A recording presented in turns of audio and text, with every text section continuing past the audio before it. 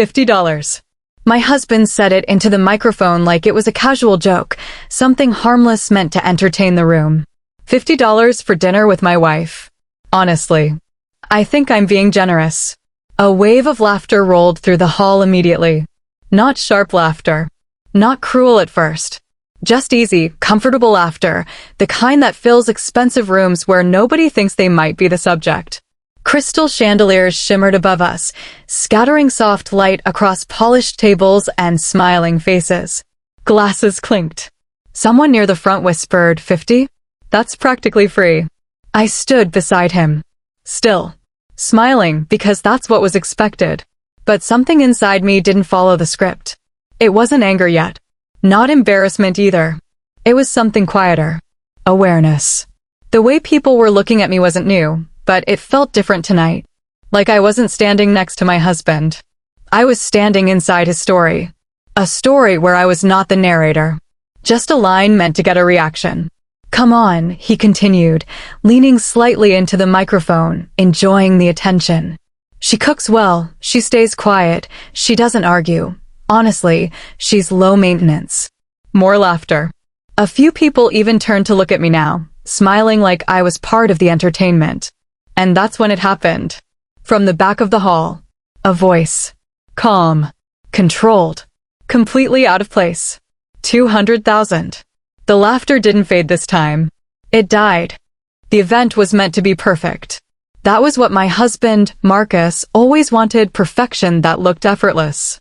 The kind of night where every detail whispered success, polished floors, golden lighting, live classical music drifting through the air like it belonged there. The venue was the Regency Grand Ballroom, one of those places where even silence felt expensive. Tonight was the annual charity gala for his company's foundation. Influential guests filled every table, investors, partners, people who spoke in numbers more than emotions. Smiles were practiced. Laughter was measured. Everything had its place. Including me. I had spent most of the afternoon making sure things ran smoothly, checking guest arrangements, coordinating staff, adjusting last-minute details that nobody would notice, but everyone would expect to be perfect. That was my role. Not the spotlight. Not the speeches. Not the applause. Behind it. Marcus arrived late, as always, but never unnoticed. The moment he stepped inside, the energy in the room shifted toward him. Handshakes. Greetings. Cameras. He didn't look rushed. He never did. He looked exactly like someone who believed the world had already agreed to follow his lead. He found me near the side of the stage. You're here, he said, glancing at me briefly before scanning the room again.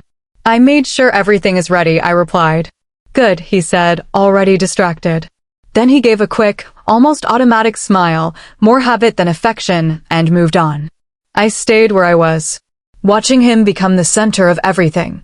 While I remained on the edge of it.by the time dinner was served, the hall had settled into a rhythm.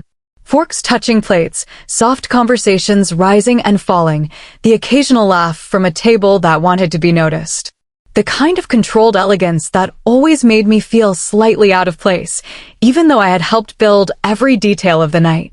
I sat at a table near the middle, visible enough to be included in the event photos, but not important enough to be part of the conversations that mattered. Across the room, Marcus was exactly where he always was at these events, surrounded. People leaned in when he spoke, nodded before he finished his sentences, smiled like they had already agreed with him in advance. He had a way of owning a room without raising his voice. I used to think that meant something. Now I just observed it. A woman at the next table glanced at me briefly, then whispered something to her companion. They both smiled faintly. Not unkindly, but not kindly either. It was that familiar feeling again. Being seen, but not respected. Included, but not valued. I lowered my gaze to my plate, telling myself it didn't matter. Then the lights above the stage dimmed slightly. The pianist slowed his music. And Marcus stepped forward with a microphone. The shift was immediate. Conversations softened. Chairs turned. Attention snapped into place like a rehearsed response. He smiled. And for a brief moment, I felt something tighten inside me. Because that smile wasn't unfamiliar. It was the kind he wore right before he turned me into part of the show. "Good evening, everyone," Marcus began, his voice smooth and controlled as it filled the hall. The room responded instantly, applause, smiles, that familiar shift where everything began revolving around him. He had them again, effortlessly.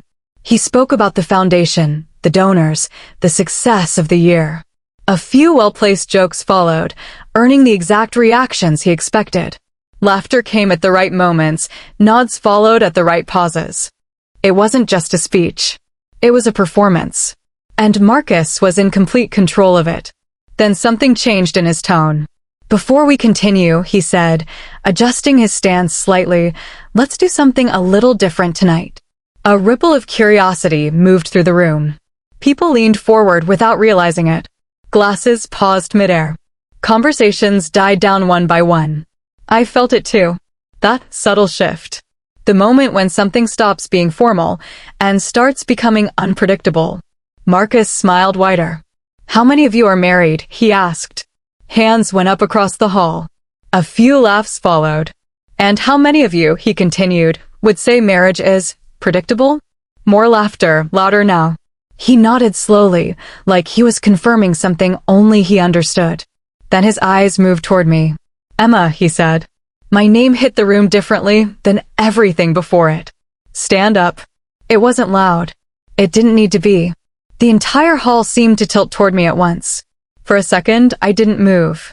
Then I stood. Because in rooms like this, not standing up isn't an option. Marcus gestured toward me casually, like I was part of the program. "This is my wife," he said. A pause. Reliable. Calm. Predictable. A few polite laughs followed. But this time, it didn't feel like a joke beginning. It felt like something else entirely. Marcus didn't rush. He let the room settle into his words, enjoying the attention as it tightened around him like a spotlight. "Honestly," he continued, pacing slightly now, "Emma is the kind of person every man thinks he wants, until he realizes there's no surprise left." A few people chuckled again, uncertain this time, like they were trying to understand whether they were still laughing with him or at something else. I stood still, not reacting. Not because I wasn't feeling anything, but because reacting felt like giving permission. Marcus tilted his head slightly, as if considering something. "So tonight," he said, raising his voice a little, "let's make it interesting." The room shifted again. That familiar anticipation returned, people sensing a moment forming, the kind that would be talked about later. "We're going to do a small auction," he announced. A few eyebrows lifted. Smiles returned. "Dinner with my wife." The reaction came instantly. Laughter. Bigger this time. More comfortable. More confident. People turned toward me openly now, amused, entertained, like I had officially become part of the evening's program. Marcus raised a hand. "Let's start at $50, he said. Someone in the front row immediately called out 50. More laughter followed. I could feel it now. Not just the attention. The reduction. I wasn't being introduced anymore. I was being offered. Displayed. Measured in real time by people who didn't even think they were being cruel. "Do I hear 100? Marcus asked, smiling wider. The room responded with playful energy, like this was just another entertaining segment of the night. But inside me, something shifted. Because I realized something very clearly in that moment. This wasn't improvisation. It was planned. And I was not part of the joke. I was the target of it. $200, someone called from the side of the room, laughing like it was all part of a game. Marcus nodded approvingly, like the night was going exactly how he intended. $200 it is, he said into the microphone. "Do I hear 3? More laughter spread through the hall. The kind of laughter that grows when people feel safe laughing. When they don't realize the moment has already changed. Then, 500,000. The voice didn't come from the front. It didn't come from someone trying to be funny. It came from the back of the hall. Calm. Steady. Completely certain. The effect was immediate. The laughter stopped so abruptly it almost felt physical, like something had been cut in the air. Heads turned instantly. Chairs shifted. Even the background music seemed to disappear without anyone telling it to stop. Marcus froze mid-expression. For a second, he looked like he didn't understand what he had just heard. Then he forced a short laugh. "All right," he said, shaking his head slightly. "I think someone misunderstood the game." But no one laughed with him this time. The man at the back didn't move, didn't smile, didn't explain. He simply stood there, as if what he had said was not part of a performance, but a decision already made. "I didn't misunderstand anything," he said calmly. And suddenly, the entire room felt different. He wasn't participating in Marcus's show. He was interrupting it. And for the first time that night, Marcus wasn't in control anymore. Marcus let out a small, uneasy laugh, trying to regain the room. "Sir," he said, tightening his grip on the microphone, "this is a charity event, not an open market." A few people chuckled softly, but it didn't land the way it usually did. The man at the back remained still. "I know exactly what this is," he said calmly. No emotion, no hesitation, just certainty. And that calmness did something strange to the room. It made everything Marcus said feel smaller. Marcus straightened his jacket, trying to recover control. "Well, then I appreciate the enthusiasm, but I'm not here for enthusiasm," the man interrupted. Silence followed. A deeper silence than before. Not awkward. Intentional. The man finally stepped forward. Not quickly. Not dramatically. Just steadily. Each step made the room quieter without him asking for it. People moved aside automatically as he passed, like the air itself was making space for him. I watched him closely now. Something about him felt familiar, but not in a way I could place. He stopped near the stage and looked directly at me. Not at Marcus. At me. That alone changed everything. Because in that moment, I wasn't just a name being used for entertainment anymore. I was someone being recognized. Marcus noticed it too. His jaw tightened slightly. "Do we know you?" he asked. The man paused just long enough to make the question feel unimportant. Then he answered. "No," he said simply. "A beat. But I know her." And suddenly, the room wasn't just watching anymore. It was waiting. The man stopped just a few steps from the stage. Close enough now that every detail of him was visible, his calm posture, his steady breathing, the way he looked like he didn't belong to this world of forced laughter and polished performance. Marcus tightened his grip on the microphone. "All right," he said, forcing a light tone, "since you've decided to take over the evening, maybe you'd like to explain yourself." The man didn't even look at him. His eyes stayed on me. "I didn't come here to explain anything," he said quietly. A pause. "I came here to correct something." The room felt heavier with every word. Marcus let out a short, controlled laugh. "Correct what?" "A joke." "No," the man replied. "A memory." That word landed differently. Something inside me shifted. Because I had heard it before, but I didn't know where. He reached into his jacket and placed a small folder on a nearby table. Then he finally spoke directly to me. "Do you remember a winter shelter, about 20 years ago?" The question hit something buried deep. A faint memory surfaced. Cold air. A crowded hall. A young girl sitting alone, trembling. I remembered sitting beside her, talking to her, making her tea, telling her she wasn't invisible. My breath slowed. The man watched my face carefully. "She was my sister," he said. Silence collapsed over the room. Not a single sound now. Even Marcus stopped moving. "You helped her when nobody else did," he continued softly. "Not with money. Not with influence. With time." I swallowed, barely able to speak. "It was just a few hours," I said quietly.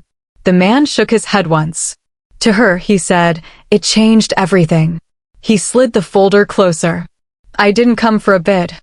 The man stopped just a few steps from the stage. Close enough now that every detail of him was visible, his calm posture, his steady breathing, the way he looked like he didn't belong to this world of forced laughter and polished performance. Marcus tightened his grip on the microphone. "All right," he said, forcing a light tone, "since you've decided to take over the evening, maybe you'd like to explain yourself." The man didn't even look at him. His eyes stayed on me. "I didn't come here to explain anything," he said quietly. A pause. "I came here to correct something." The room felt heavier with every word. Marcus let out a short, controlled laugh. "Correct what?" "A joke." No, the man replied. A memory. That word landed differently. Something inside me shifted. Because I had heard it before, but I didn't know where. He reached into his jacket and placed a small folder on a nearby table. Then he finally spoke directly to me. Do you remember a winter shelter, about 20 years ago? The question hit something buried deep. A faint memory surfaced. Cold air. A crowded hall. A young girl sitting alone, trembling. I remembered sitting beside her, talking to her, making her tea, telling her she wasn't invisible. My breath slowed. The man watched my face carefully. She was my sister, he said. Silence collapsed over the room. Not a single sound now. Even Marcus stopped moving. You helped her when nobody else did, he continued softly. Not with money.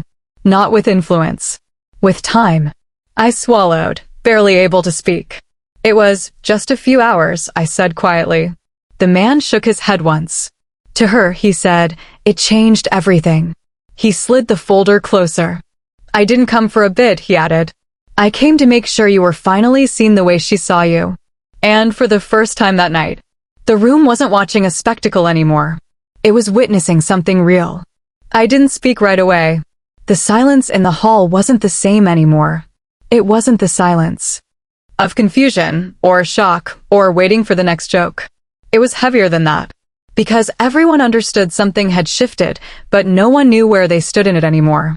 Marcus finally broke it. This is ridiculous, he said sharply, forcing a laugh that didn't match his face. We're at a charity gala, not a personal storytelling event. But no one responded. Not even a smile. The man ignored him completely. He still looked at me. Everything I said is documented, he added calmly. The trust, the support, the foundation in your name, all of it. Marcus turned toward me now, his voice lowering. Emma, what is he talking about? For the first time that night, he sounded uncertain. I slowly reached into my bag. Not hurried. Not emotional. Just steady. I placed a set of papers on the edge of the stage. I was going to tell you privately, I said. A pause. But I think tonight deserves honesty. Marcus looked down. The color drained from his face as he saw the documents. Divorce papers. Finalized agreements. Legal confirmation of everything already in motion. No, he said under his breath. You wouldn't. I already did, I said quietly. The room gasped, but it felt distant now. Like it belonged to another version of this night. I turned slightly toward the audience. Last night, I said, you laughed at me. No one laughed now. You watched me being reduced to a joke, I continued. And you joined in. My voice stayed calm. Not angry. Clear. And today, I added, you're watching the ending of that version of me. I looked at Marcus one last time. You didn't lose control of the room tonight, I said softly. You lost control of me a long time ago. Then I stepped back. And for the first time since the night began, there was no applause. No laughter. Only silence. Because everyone finally understood the story had ended differently than they expected.